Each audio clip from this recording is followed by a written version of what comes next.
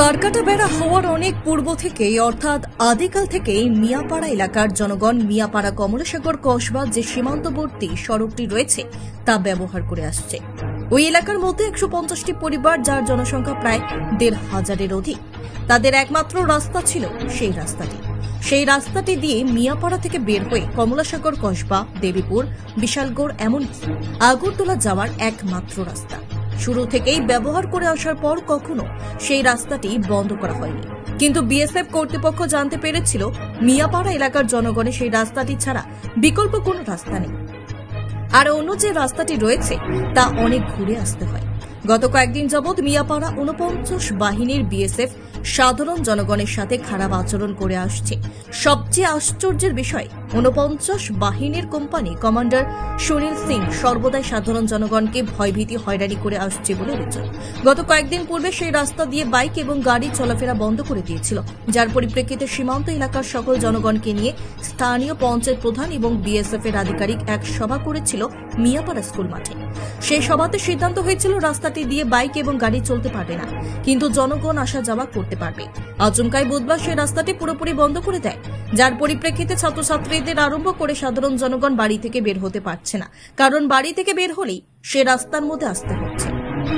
মিয়াপাড়া হয়ে কমলাসাগর কসবা, দেবীপুর এমনকি বিশালগড়ে ওই এলাকার জনগণ বর্তমানে আসা যাওয়া এক প্রকার বন্ধ হয়ে আছে।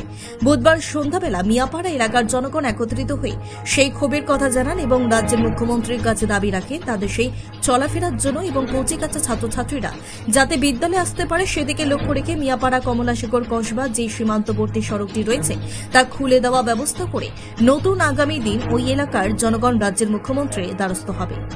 আমাদের সমস্যা আজকে দীর্ঘদিন ধরে সমস্যা চলতেছে কমলাসাগর মিয়াপাড়া এবং বর্ডার এলাকার ভিতরে। আমরা তো অনেক বসু পরিবার আছে মুসলমান, তাই এদিক দিয়ে কমলাসাগর, এদিক দিয়ে কমলাসাগর রাস্তা বলতে মিয়াপাড়ার একটি রাস্তা কমলাসাগর যাওয়ার জন্য মধুপুর বাজার, আগরতলা যে কোনো জায়গার এই রাস্তাটা যাইতে লাগে এবং দীর্ঘদিন ধরে বিএসএফ একটু টর্চারিং করতেছে। এবং আজকে কি হয়েছে, একদম টোটাল বন্ধ করেছে আজকে। মানে রাস্তা কেউ নামতে পারতেছে না? না না, কেউ নামতে পারে না, বাড়িতে বাইক সাইকেল গাড়ি নিয়ে কখনো যাইতে পারে না। আজকে বিষয়টা হলো কি, আমি দাম লইয়া মিলে যাইতে নিছিলাম, তারপরে এরা বন্ধ করে দিচ্ছে, যাইতে পারতো না গাড়ি নিয়ে, তারা ডাইরেক্ট মানা যাইছে। এটা নাকি কোনো আলোচনা হয়েছিল আলোচনা হয়েছিল, অনেকদিন দীর্ঘদিন ধরে আলোচনা হয়েছে, তারপরে তারা মানছে না। আমরা তার জন্য আজকে আমরা কি চান এখন আমরা চাই যেমন আগে যেরকম খোলা ছিল এখন খোলা থাকে। এই রাস্তাটাতে কোন কোন জায়গা, মানে মিয়াপাড়া এলাকার লোক কোন জায়গায় যায়?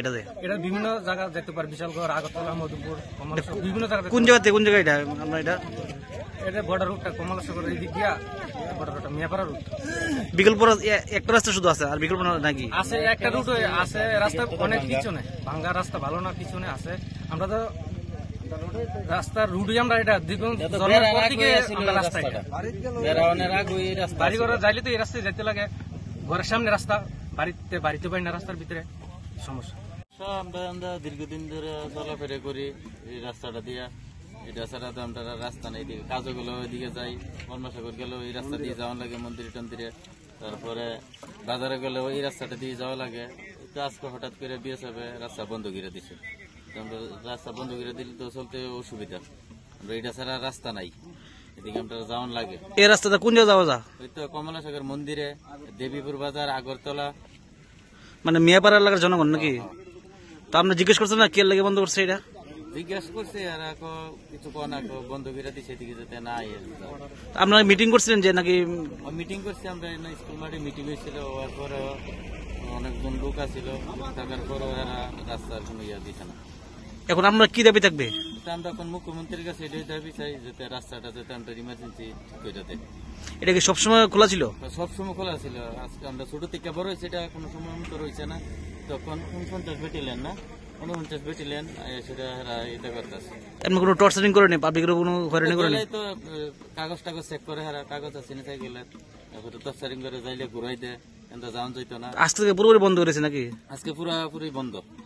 যদি গাড়ি থেকে গাড়ি ঘোড়া বাইর করেন জানা তখন সকালে যদি আমরা কাজে যাই, কাজে যাওয়ানোর সময় মনে কোনো সমস্যা হয়ে যায়। এদিকে যাওয়ান লাগে, লুকটুক আছে, লুকটুক লয়ে কাজে টাজে যাওয়ান লাগে, আর দেনা যাওয়ানোর লেগে। এই বড় রোড ছাড়া বিকল্প রাস্তা নাই। 150 প্রায় আধা কিলোমিটার জায়গা আমরা অনেক আগে থেকে ইউজ করে দিয়েছি। মানে এই রাস্তা ছাড়া আমরা কোনো বিকল্প রাস্তা নেই। আমরা বড় রোডে বাড়ি, আমরা মানে এই রাস্তাতে চলাচল করতে যাই না।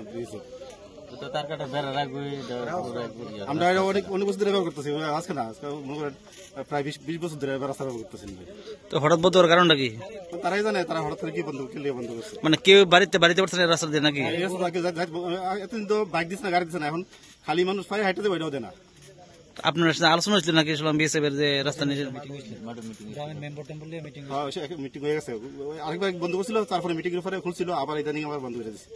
তো এখন আপনার দাবি থাকবে কি?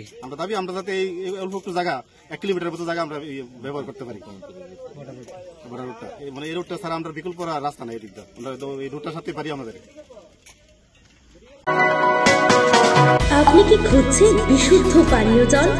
তাহলে আজই বেছে নিতে হবে অত্যাধুনিক প্রযুক্তি ও পরীক্ষা নিরীক্ষার মাধ্যমে প্রস্তুতকারী পানীয় জল একমি। বিশুদ্ধ জলে সুস্থ জীবনের মূল চাকাঠি। Acme packaged drinking water. Bureau report, news Tripura 24।